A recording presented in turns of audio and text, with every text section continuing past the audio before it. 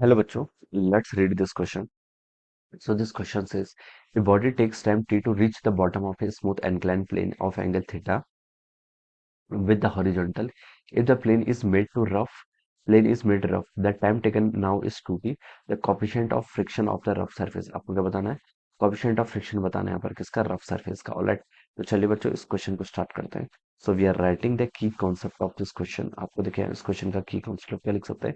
आपको coefficient of friction यहाँ पर बताना है किसका? रफ सरफेस का. ओके, तो आपको यहाँ पर गिवन कर रखा है, टाइम टेकन गिवन कर रखा है दोनों केसेस में. ठीक है, ऑलराइट. तो बच्चों यहाँ पर आप क्या लिख लीजिए? फ्रिक्शन लिख लीजिए. इस क्वेश्चन का की कॉन्सेप्ट क्या लिख लीजिए? Friction force. यहाँ पर देखिए आपका फ्रिक्शन फोर्स क्या करेगा? एक्ट करेगा, क्योंकि सरफेस क्या है बच्चों? आपके रफ है. ठीक है, तो देखिए बच्चों अगर आपकी दोनों केसेस हम यहाँ पर कंसिडर कर लेंगे. ठीक है, ये आपका क्या है? ये आपका एक बॉडी है. ठीक है, जिसका मास कितना आपका एम के इक्वल है. ठीक है, तो बता सकता हूँ, देखिए मैंने यहाँ पर इस पर कौन सा फोर्स लगेगा? एक एम जी फोर्स ऐसा लगेगा. यहाँ पर आपका एंगल कितना है? थीटा है. ठीक है, तो और देखिए आपका यहाँ पर बोला गया ना, smooth incline plane of angle theta with the horizontal. तो एक नॉर्मल फोर्स आपका ऐसा लग जाएगा. एमजी के बच्चे यहाँ पर दो आपके कंपोनेंट रहेंगे. एक कंपोनेंट देखिए आपका इस डायरेक्शन में रहेगा, ये एंगल भी कितना आपका? थीटा के इक्वल है. ये जो कंपोनेंट आएगा this will be over m g cos theta.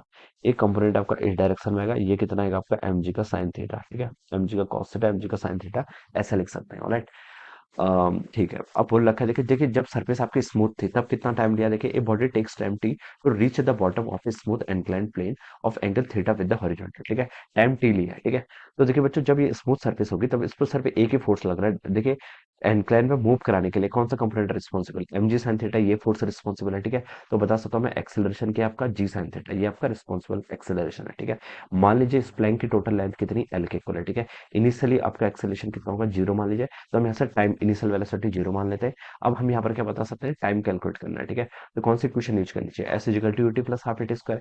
Acceleration तो देखिए कांस्टेंट है ना, साइन थीटा, थीटा भी कांस्टेंट है, तो हम यहाँ से s is equal to ut plus half at square वाली इक्वेशन यूज करते हैं. ठीक है, तो देखिए बच्चों कितना हो जाएगा? एस आपकी टोटल डिस्टेंस, मान लीजिए इसकी प्लेन की टोटल लेंथ कितनी? एल के इक्वल है, तो उसमें एल लेंथ कवर की, initial velocity zero plus half acceleration. Force देखिए डाउन द इंक्लाइन की तरह एम जी साइन थीटा, तो एक्सेलरेशन बता सकते हैं कितना होगा आपका? जी साइन थीटा इनटू क्या हो जाएगा आपका? टाइम कितना लगा है? टी टाइम लगा है टू रीच द बॉटम. ठीक है, तो टी स्क्वायर यहाँ से ऐसे लिख लेंगे. तो बच्चों टी स्क्वायर कितना हो जाएगा यहाँ से आपका? Two l by g sine theta के इक्वल हो जाएगा. ठीक है, two l by g sine theta, और ये आपका टी स्क्वायर के इक्वल हो गया, तो मैंने इसको क्या लिख लिया? टी स्क्वायर लिख लिया. This is my time one. ठीक है, टाइम टी लगा था तो मैंने यहाँ पर टी स्क्वायर लिख लिया. ये मेरी इक्वेशन वन होगी. अब देखिए सेकंड सिचुएशन, ये तो आपका देखिए स्मूथ सरफेस पे था. अब देखिए आपका दूसरा रफ सरफेस की बात भी कर रहे हैं. ठीक है, रफ सरफेस में देखिए क्या बोल रखा है? If the plane is made to rough, plane को आपने रफ बना दिया, time taken now is 2t. ठीक है, अगर हम इसको रफ बना देंगे तो देखिए बच्चों क्या लगेगा? फ्रिक्शन फोर्स लेगा. और फ्रिक्शन फोर्स देखिए कितना होता है?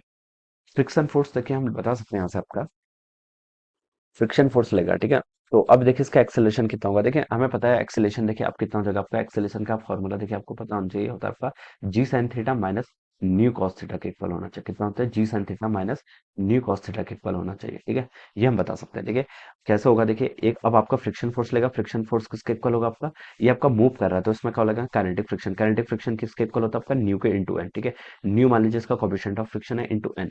नॉर्मल देखिए कितना है यहाँ पर आपका? M g cos theta. ठीक है, तो ये कितना हो गया आपका? M g cos theta. अब देखिए नेट फोर्स कितना लग रहा है इस पे? नेट एक्सेलेरेशन देखते हैं, नीचे की तरफ तो आपका जी साइन थीटा लग रहा है जो उसके मोशन को सपोर्ट कर रहा है, और क्या लग रहा है? न्यू जी कॉस थीटा अपोजिट डायरेक्शन में लग रहा है, तो जी साइन थीटा माइनस न्यू जी कॉस थीटा. यहाँ से मैंने ऐसे एक्सेलरेशन इसका डायरेक्ट लिख लिया. ठीक है, तो ये आपका एक्सेलेरेशन हो गया. ठीक है, तो आप ये एक्सेलेरेशन भी देखिए आपका कांस्टेंट है, न्यू की वैल्यू कांस्टेंट होगी, थीटा कांस्टेंट है अगेन, तो ये एक्सेलेरेशन कांस्टेंट है. तो ये s equal to t square वाली इक्वेशन का यूज कर सकते हैं. इनिशियल वेलोसिटी जीरो होगी, डिस्टेंस देखिए एस कितनी होगी? टोटल एल के इक्वल होगी, और यहाँ से हो जाएगा हाफ इंटू एक्सेलरेशन. ठीक है, एक्सेलरेशन बच्चों कितना है आपका? जी, और ये हो जाएगा आपका देखिए साइन थीटा माइनस आपका कितना? New cos theta. ये टर्म यहाँ पर आ गया इंटू आपका टाइम का स्क्वायर. टाइम देखिए इस बार कितना लिया है? 2t के इक्वल लिया है, तो आपका टाइम का स्क्वायर कर ले तो ये कितना हो जाएगा आपका?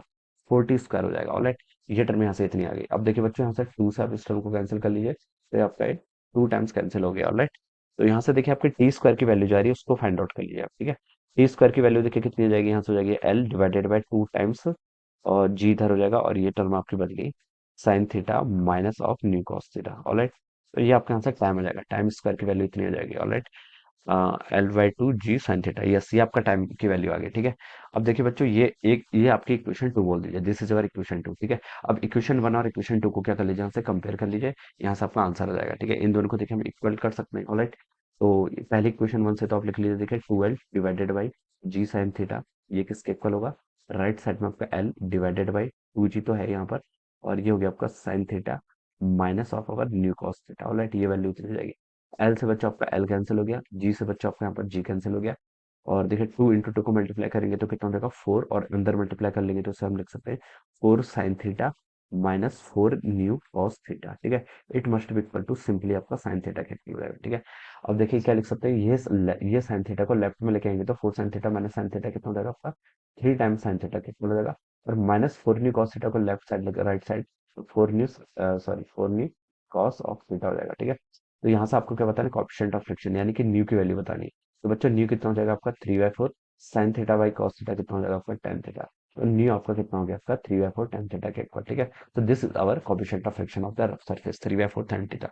ये देखिए आपका ए ऑप्शन से मैच कर रहा है, तो लिख सकते हैं कि ए ऑप्शन क्या होगा इसका correct answer. Right, so I hope you all understood this concept.